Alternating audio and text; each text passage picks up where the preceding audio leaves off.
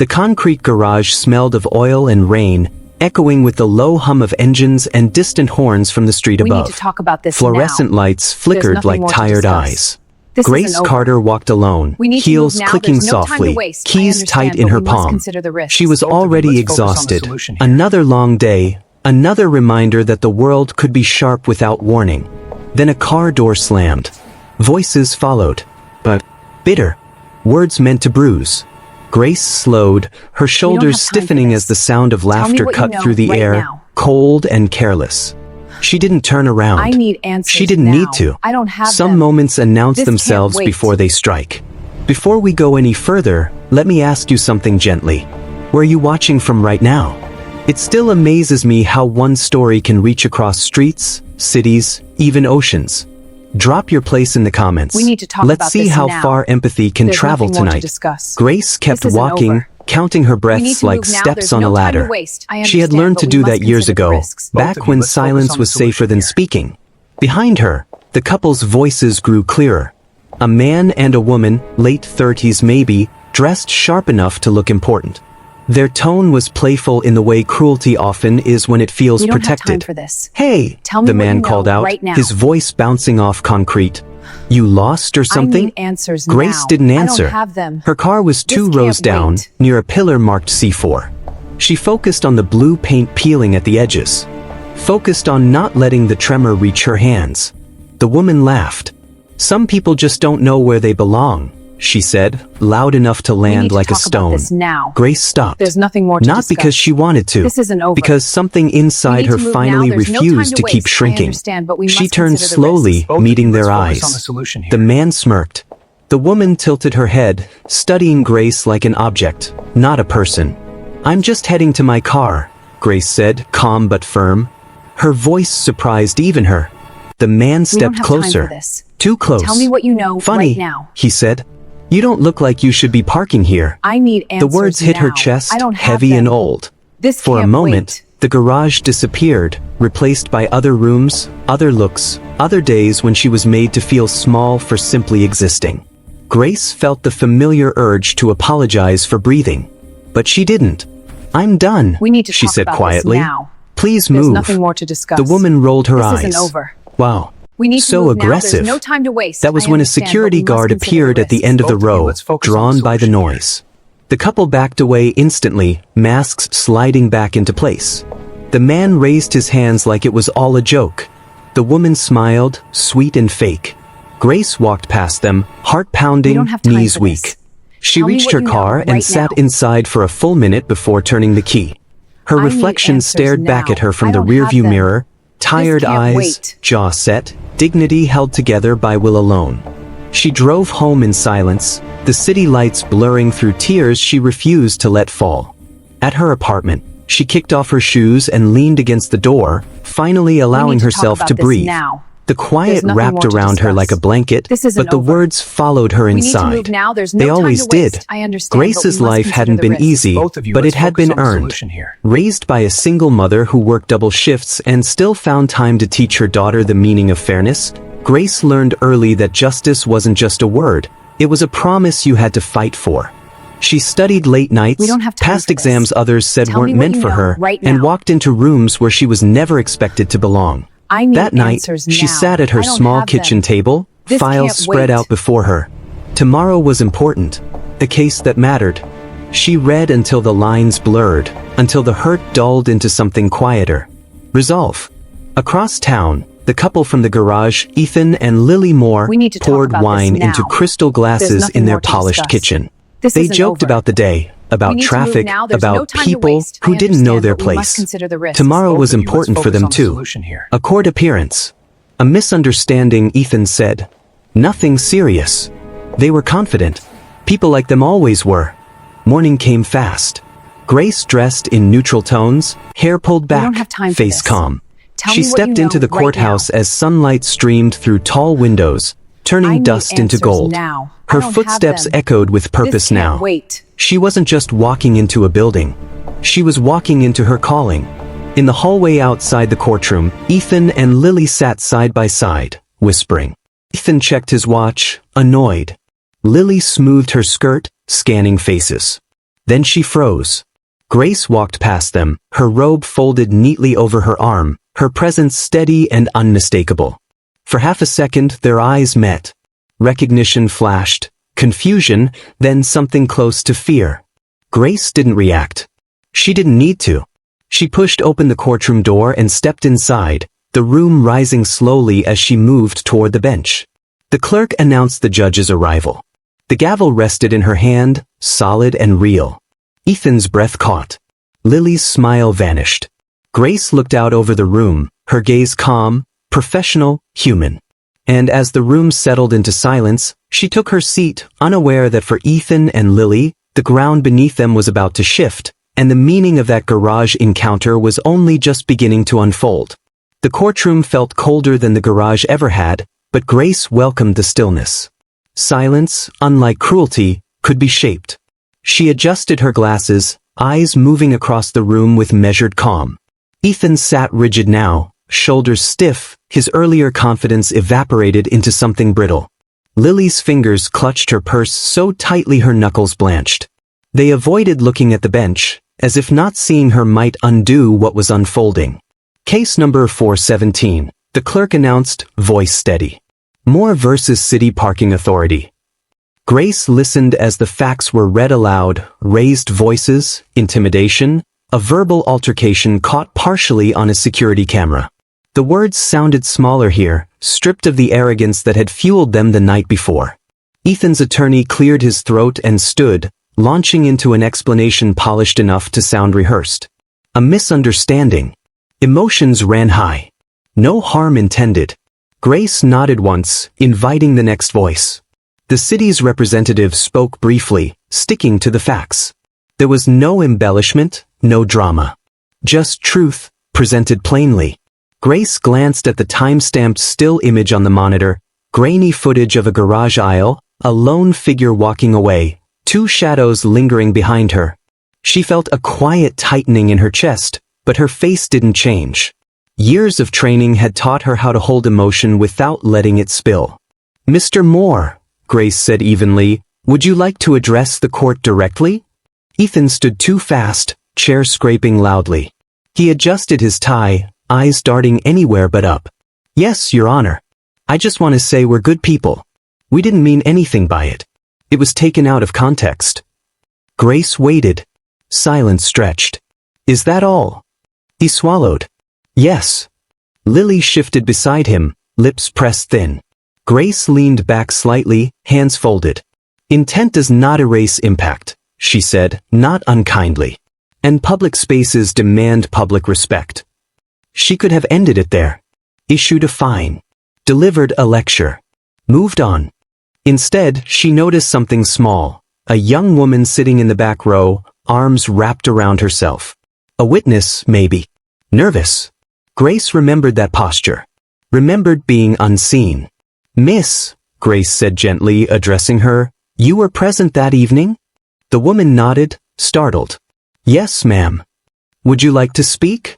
The woman hesitated, then stood. Her voice trembled at first, but steadied as she spoke. She described what she saw. The laughter. The tone. How the woman being followed never raised her voice, never retaliated. Just kept walking. Grace listened closely, eyes warm, offering small nods of encouragement. When the witness finished, Grace thanked her sincerely. The woman sat down, shoulders easing, like she just set down a weight she'd been carrying alone. That moment, small, human, shifted something in the room. Grace felt it. A quiet recognition of dignity restored. If you were standing there, watching someone finally be heard after being dismissed, what would you have done? Would you have spoken up, or stayed silent like so many of us have? Share your honest answer below. And if this moment stirred something you couldn't put into words, tapping like is one simple way to say that empathy still counts. Grace turned back to the case, her tone measured. The court finds that the defendants engaged in discriminatory harassment in a public space. A fine will be issued, and both parties are required to attend a community accountability program. Ethan's head snapped up. That's excessive. Grace raised a hand, calm but absolute. This court is not here to protect comfort. It's here to protect people. The gavel struck once. Final. As the room began to clear, Ethan and Lily remained frozen, as if moving would confirm what had just happened. Grace gathered her papers slowly, giving herself a moment. Not for them, but for the girl in the garage who had learned to keep walking. In chambers later, Grace removed her robe and sat by the window. Sunlight poured in, soft and forgiving. She closed her eyes, allowing the tension to drain. Justice, she knew, wasn't about revenge. It was about balance. About making space where none had been given. A knock came at the door. "Come in," Grace said. The young witness stepped inside, hands clasped nervously. "I just wanted to say thank you," she said, "for listening. I didn't think my voice mattered." Grace smiled, warmth reaching her eyes. "It always does," she replied. "Sometimes it just needs the right room." After the woman left, Grace sat quietly, reflecting. She thought of her mother, of late nights and early mornings, of lessons learned the hard way. She thought of how far she'd come, and how many still walked those garages alone. Outside, in the courthouse hall, Ethan and Lily argued in hushed, frantic tones. Their world had tilted just slightly. Enough to unsettle them. Enough to force reflection, perhaps. Grace stood, straightened her jacket, and prepared for her next case. Another story. Another chance to choose fairness over ease. She didn't know it yet, but the ripples from today would travel further than that courtroom. Into conversations. Into quiet moments of reckoning. Into places where discomfort might finally give way to understanding. And as she reached for the door handle, a memory surfaced, her younger self, standing in a hallway long ago, wondering if justice would ever recognize her face. Grace took a breath and stepped forward, unaware that the next chapter of this story was about to reach far beyond the walls she walked through. The courthouse doors closed behind Grace with a muted thud, the kind that sounded final but never truly was. Outside, the city breathed, buses sighed at curbs, shoes scuffed concrete, a siren wailed somewhere far off. Grace paused on the steps, letting the late morning sun warm her face. For a moment, she stood very still, as if the light itself needed permission to touch her. Her phone buzzed. A message from her mother. "Saw the docket. Proud of you." Grace smiled, small and private. Pride had been rare in her childhood, not because her mother withheld it, but because survival often took precedence. Praise came quietly, folded into packed lunches and pressed uniforms, into the way her mother would squeeze her hand before a big day and say, "You know who you are. Don't let them forget." Grace slipped the phone into her pocket and began the walk to her car. Not the garage. Never the garage anymore. She parked on the street now, even if it meant a longer walk. Some habits changed slower than others. As she walked, memories rose uninvited. A classroom with cracked windows where a teacher mispronounced her name again and again. A debate competition she won, only to be asked whose notes she'd borrowed. A law school interview where the panel smiled too wide, asked too little, and decided too quickly. She had learned early that excellence alone wasn't enough. You had to endure the assumptions that came with it. That afternoon, Grace visited her mother's apartment, a place that smelled like cinnamon and old books. They sat at the small dining table, hands wrapped around mugs of tea. "You okay?" her mother asked, eyes searching. Grace nodded, then paused. "I think so. Today was strange." Her mother smiled knowingly. "Strange how?" Grace considered her words. Like the past and present touched for a second. And didn't fight. Her mother reached across the table and squeezed her hand. "That's called healing," she said softly. "It sneaks up on you." Later that evening across town, Ethan stared at his reflection in the bathroom mirror. He loosened his tie, jaw tight. Lily sat on the edge of the tub, arms crossed, anger sharp and directionless. "She embarrassed us," Lily said. "In front of everyone." Ethan said nothing. "She didn't have to make it personal," Lily continued. Ethan finally looked at her. "It was personal," he said quietly. The words surprised them both. He thought of the garage, the way his voice had sounded, playful but edged. The way the woman hadn't responded the way he expected. Hadn't shrunk. Hadn't lashed out either. Just walked. "Do you ever think," he said slowly, That maybe we've been wrong about some things? Lily scoffed. About what? People are too sensitive these days. But her voice wavered. Just a little. At home that night, Grace prepared dinner and turned on soft music.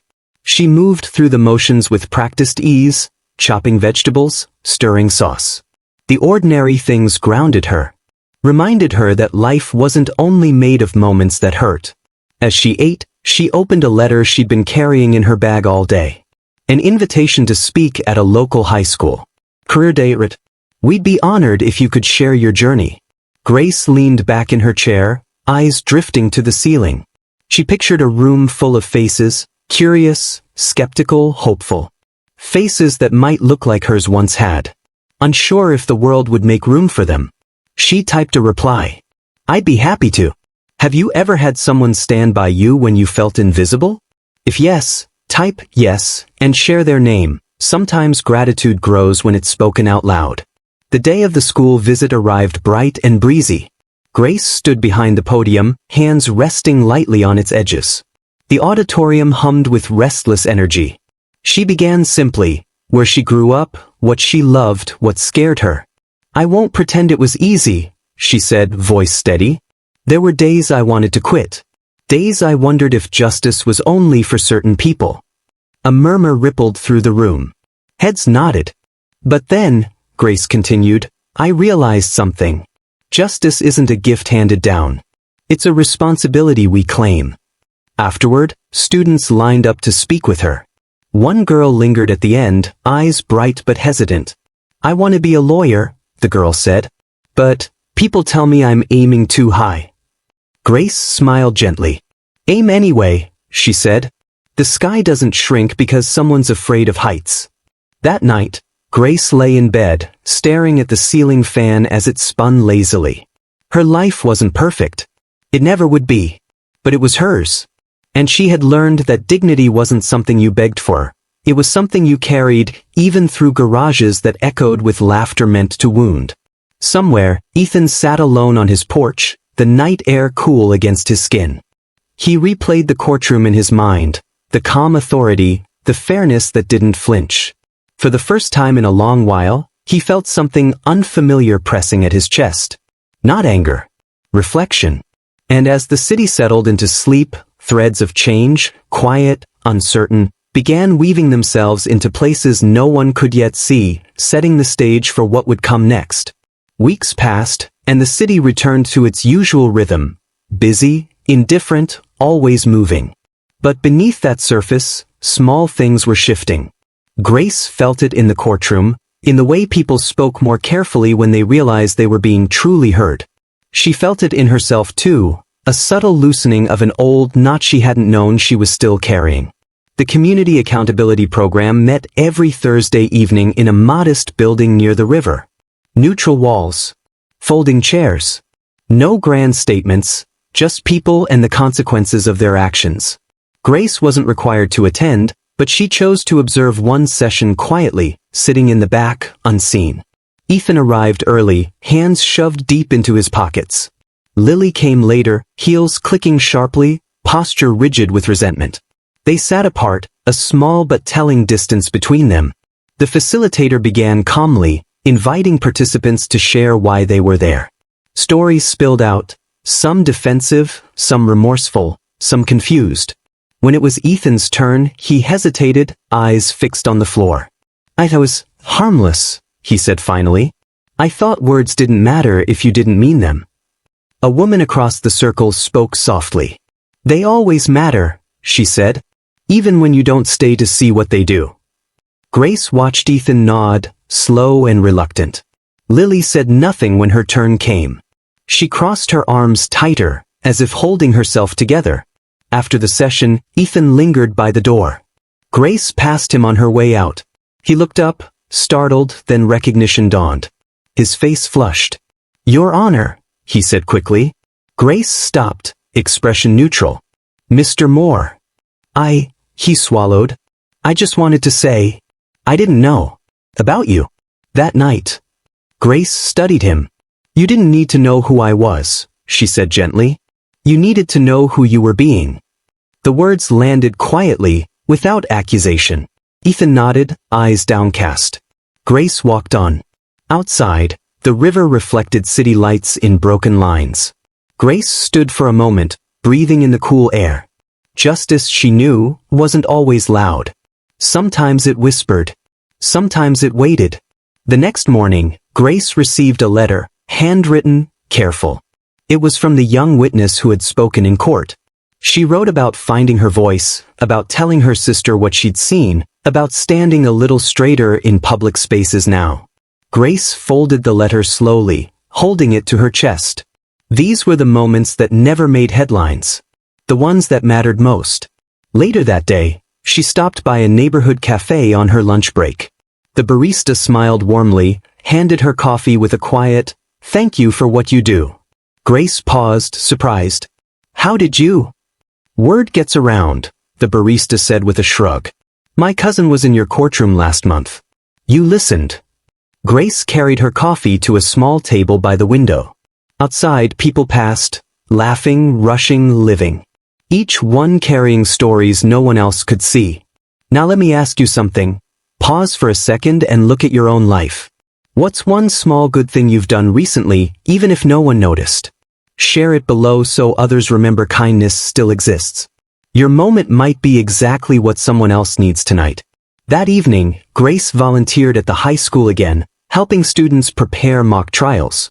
She moved between desks, offering guidance, encouraging clarity over confidence. One boy hesitated before raising his hand. "Is it ever scary?" he asked. "Being the one in charge?" Grace smiled thoughtfully. "Every day," she said. "But fear isn't a stop sign. It's just a reminder to be careful with your power." Across town, Lily sat alone in their living room, the TV flickering with sound she wasn't hearing. Her phone buzzed, a message from a friend who'd heard about the court case. That was intense. "Are you okay?" Lily typed, erased, typed again. Finally, she put the phone down without replying. She thought of the woman in the garage, the calm voice, the steady walk. She thought of the courtroom, of the way the judge had looked at her, not with hatred, but with something worse. Clarity. It unsettled her. Days later, Lily showed up alone at the accountability program. This time she spoke. "I didn't think I was cruel," she said, voice brittle. "I thought I was just honest." The facilitator nodded. "Sometimes honesty without compassion becomes cruelty," he said. Lily's eyes filled despite herself. Grace never heard those words, but she would have recognized the shift. The moment when defense cracks and something real tries to grow. One quiet Sunday morning, Grace walked through a park near her apartment. Children chased pigeons. A man played violin near a bench, the melody soft and aching. Grace sat, letting the music wash over her. She thought of the girl in the auditorium, of the witness, of her mother's steady hands, of the garage, now just a memory, not erased but transformed. Grace closed her eyes, listening. Life didn't promise fairness. It demanded it. Again and again, in small rooms and unexpected places. And somewhere between the violin's last note and the rustle of leaves, Grace felt it clearly, the sense that the story wasn't finished. Not hers. Not theirs. Not yet. Because change, she knew, rarely arrives all at once. It arrives in steps. And the next one was already beginning to form. The letter arrived on a Tuesday morning, slipped beneath Grace's apartment door like it wasn't sure it belonged there. No return address.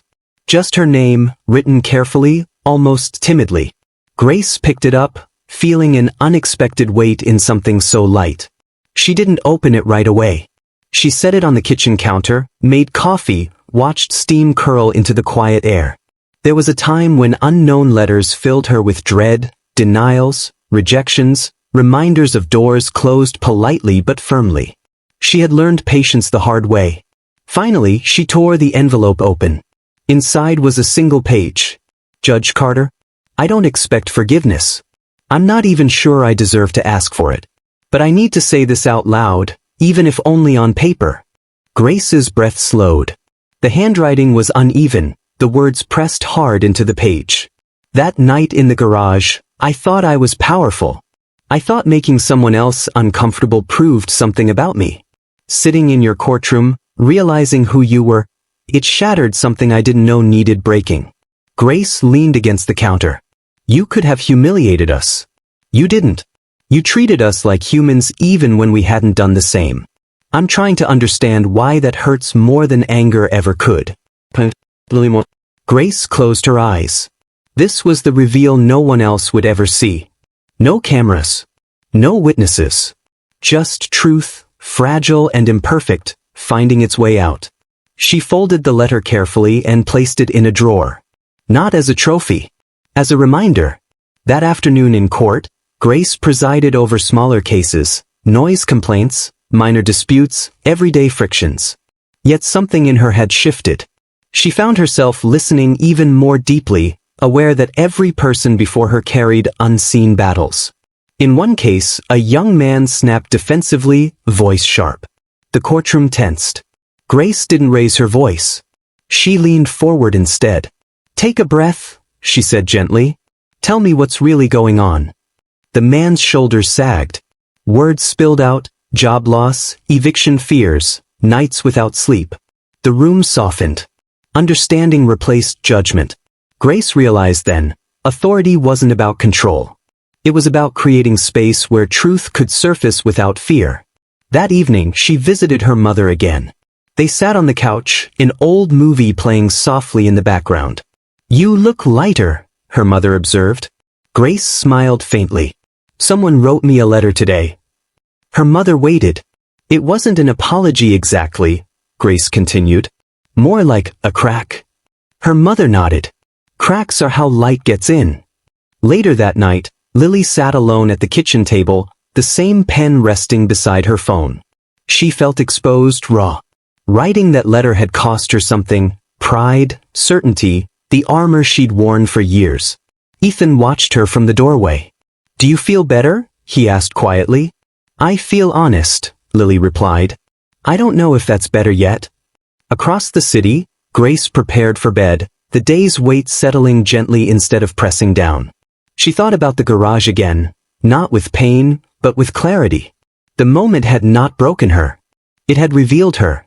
If that realization touched something deep inside you, leave a red heart. Sometimes a single symbol carries the weight of what words can't hold. Grace turned off the light and lay in the darkness, listening to the steady rhythm of her own breathing. She didn't feel victorious. She felt grounded. Justice hadn't been about the fine or the program or even the courtroom. It had been about choice. And tomorrow, new choices would arrive, quiet and demanding, asking who she, and others, would decide to be next. The night held its silence gently, as if honoring the fragile beginning of change still finding its footing, preparing for the hardest question of all. The question followed Grace into the next weeks, quiet but persistent. Who will you choose to be next? It surfaced in small moments, when a defendant spoke with anger instead of clarity, when a clerk rolled their eyes at someone who struggled to find the right words, when the line between accountability and mercy blurred into something fragile and human. One afternoon, a case crossed Grace's desk that made her pause longer than usual. Community mediation. Voluntary. Names familiar enough to sting. Lily Moore had requested it. Grace sat alone in chambers, the city's hum seeping through the windows. She read the request twice. Mediation wasn't forgiveness. It wasn't absolution. It was an invitation to speak, to listen, to try. Judges often declined such requests to avoid conflicts or appearances. Grace knew the rulebook by heart. She also knew the cost of silence. She approved the request, assigning a neutral mediator, scheduling the session in a small conference room with no bench, no robe, no gavel. Just chairs arranged in a circle. The day arrived gray and undecided. Grace entered last, dressed plainly, hair loose, posture open. Lily was already there, sitting with hands folded, eyes rimmed red. She stood when Grace entered, then stopped, unsure of the gesture. Thank you for coming, Lily said, voice thin. Grace nodded. Thank you for asking. They sat. The mediator explained the ground rules: respect, honesty, listening without interruption. When it was Lily's turn, words came haltingly at first, then faster, as if afraid they'd evaporate. I've spent my life thinking strength meant never admitting fault, Lily said. I didn't grow up learning how to be wrong. I learned how to be loud. Grace listened, hands resting in her lap. That night, Lily continued, I wasn't afraid. I was careless. I thought cruelty was harmless. And when I saw you in court, her voice cracked. I realized how wrong I was. Not because you had power, but because you didn't use it against me. Silence settled, heavy but not hostile. Grace spoke carefully. What are you asking for today? Lily looked up, eyes wet. Understanding. Not forgiveness. I know that's not mine to demand. Grace felt the old ache stir, memories of apologies that came too late or not at all. She took a breath. I won't pretend what happened didn't hurt, Grace said. It did. But hurt doesn't get the final say. Change does. Lily nodded, tears slipping free. I'm trying, she whispered. The mediator concluded the session with gentle words about responsibility and growth. When it ended, Lily stood again, uncertainty returning. I don't expect anything, she said. But, thank you for seeing me as someone who could be better. Grace met her gaze. Being seen is where change starts. They parted without handshakes, without ceremony. Outside, the sky had lightened, clouds thinning into pale blue. That night, Grace sat on her balcony, wrapped in a sweater, watching the city glow. The mediation replayed in her mind, not as triumph, but as weight. Forgiveness, she knew, was not a single act. It was a practice. Sometimes it asked more of the wounded than of the one who caused the wound. Her phone buzzed. Messages from students she mentored, updates from the program, small signs of lives inching forward. Grace smiled softly, then leaned back, eyes closing. Be honest with yourself for a moment. After everything they did, after the words, the harm, the realization, could you forgive? Type forgive if you think you could, or never if the wound would cut too deep. There's no wrong answer, only honest ones. Days later, Ethan attended the accountability program alone. He listened more than he spoke. When it was his turn, he said simply, I'm learning that silence can be as violent as words. At home, Lily packed away old habits like clothes that no longer fit, social circles that fed her worst instincts, jokes she once laughed at without thinking. Change wasn't dramatic. It was tedious. It required choosing discomfort again and again. Grace returned to the high school, invited to judge a student mock trial. She watched a girl argue a point with trembling hands and fierce clarity. When the verdict was read, Grace caught the girl's eye and smiled. The girl stood taller. Afterward, the principal thanked Grace. They listen to you, he said. They believe you. Grace thought of the garage, of how belief had been weaponized there. She answered quietly, I believe them first. That evening, Grace found Lily's letter again in the drawer. She didn't reread it. She didn't need to. She placed it back and closed the drawer gently, as if tucking away something fragile but alive. Forgiveness hadn't been granted or denied. It was unfolding, uneven, uncertain, real. And as the city settled into another night, the story leaned toward its turning point, not in a courtroom, not under fluorescent lights, but in the steady, difficult work of choosing what comes next. Spring arrived quietly, almost apologetically, as if unsure it was welcome. Trees along Grace's street budded overnight, pale green pushing through gray branches. She noticed it one morning while tying her shoes, the light different somehow, softer, less demanding. Change rarely announced itself. It just kept showing up. Grace's calendar filled with invitations she never sought. Panels, mentorship programs, community forums. She declined most, accepting only what felt honest. One evening, she found herself standing in a modest church hall, chairs arranged in uneven rows, a banner reading community listening night taped crookedly to the wall. No podium. No script. People spoke about small things, neighbors, misunderstandings, fear that had nowhere to go. Grace sat among them, not above them, listening more than she spoke. When she did speak, it was brief. Justice doesn't begin in court, she said. It begins when we decide to see each other clearly. In the back of the room, Lily sat quietly, hands folded in her lap. She hadn't planned to come. But something had pulled her there, a restlessness, maybe. Or a need to sit in a space where listening mattered. When the meeting ended, Lily didn't approach Grace. She didn't need to. For the first time, she felt like being present was enough. Outside, the night air was warm. Grace walked home slowly, thinking about the faces she'd seen. So many people carrying quiet burdens. So many moments where a single choice, to listen instead of dismiss, could change a trajectory. At home, Grace found a message waiting. A video attachment from the high school. She opened it. It was the girl from the mock trial, standing confidently at a debate podium, voice steady, eyes bright. The caption read, "State Finals. We won." Grace laughed aloud, a sound that surprised her. She replayed the video twice, pride swelling in her chest, not the loud kind.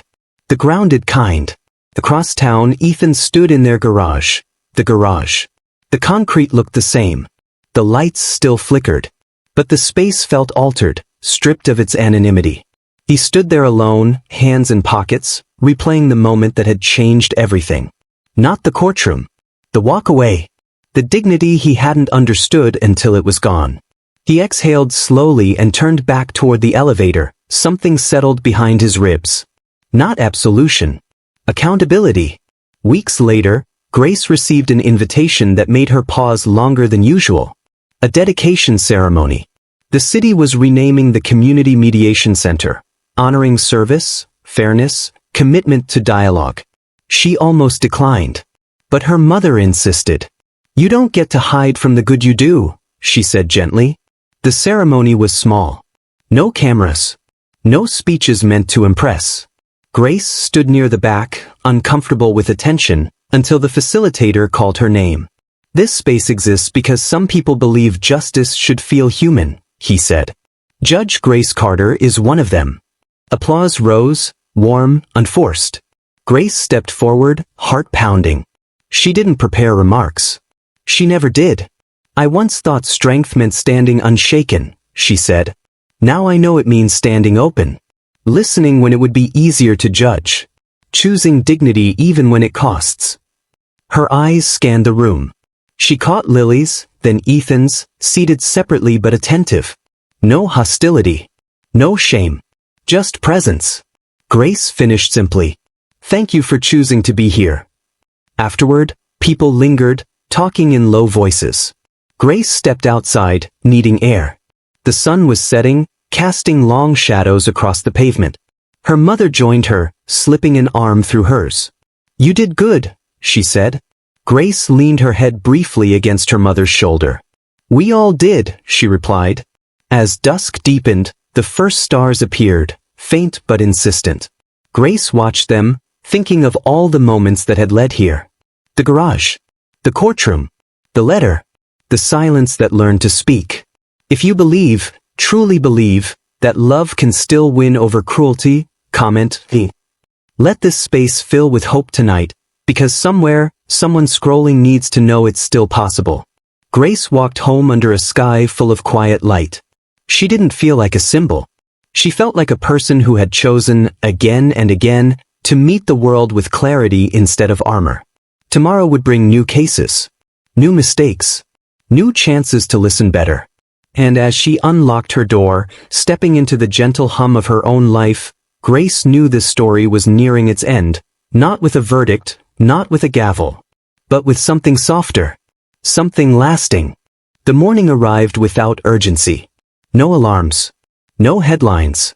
Just light slipping through Grace's curtains, pale and patient.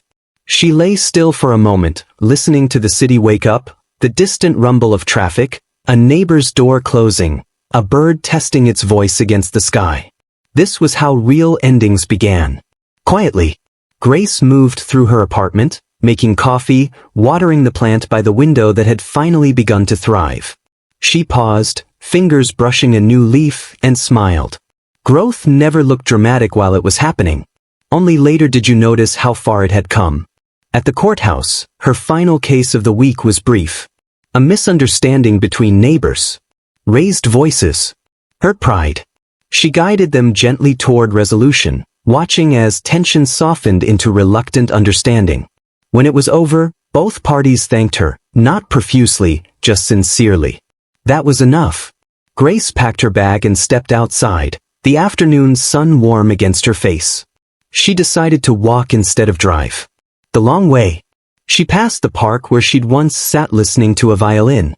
The bench was empty now, but the memory lingered. She crossed streets filled with people who would never know her name, each one carrying stories as complex as her own. At a crosswalk, she noticed a young black woman standing alone, keys clenched in her hand, eyes scanning the space around her. A parking garage entrance yawned nearby. Grace slowed, meeting the woman's eyes briefly, offering a small nod. Not to intrude. Just to acknowledge. The woman hesitated, then nodded back. They crossed together in silence. Nothing happened. And everything did. Grace continued on, heart steady. That evening, she sat at her desk and opened a new notebook. Not case notes. Not speeches. Something personal. She began to write, not about the garage, not about the courtroom, but about the spaces in between. The moments where choices were made without witnesses. She wrote about dignity, about restraint, about how power could either bruise or build, depending on whose hands held it. Across town, Lily stood in front of a mirror, practicing something unfamiliar. Listening to her own thoughts without flinching. She'd enrolled in a diversity workshop, volunteered at a shelter, cut ties that no longer reflected who she wanted to become. Change still felt awkward, like wearing shoes that hadn't broken in yet, but she kept walking.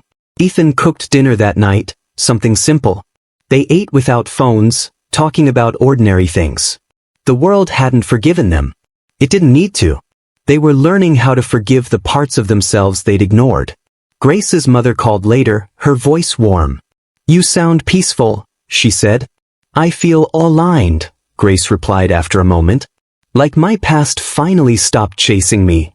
Her mother chuckled softly. "That's because you turned around and faced it." Grace stood by the window after the call, watching lights flicker on in other apartments. Lives unfolding. Struggles unseen. Kindness unrecorded. She thought again of the garage, not with anger, not even sadness, but with gratitude for what it had revealed. Not the cruelty. The strength. The restraint. The reminder of who she chose to be when no one was watching. If this story stayed with you, don't let it fade quietly. Tap like, not for me, but for the woman who carried that moment with grace instead of bitterness. One simple click can be your way of saying, "I saw you. I felt you. You mattered." Grace closed her notebook and turned off the lamp. Darkness filled the room, soft and safe. Somewhere, a young girl was studying late, wondering if justice had room for her. Somewhere, someone was choosing their words more carefully than they had before. Somewhere, a parking garage stood silent, unaware of the role it once played in a turning point. Grace lay down and closed her eyes. The world hadn't changed overnight. It never did. But it changed in her. And in them. And maybe, just maybe, in you. Because justice isn't always loud. Sometimes, it walks away calmly, then shows up exactly where it's needed most.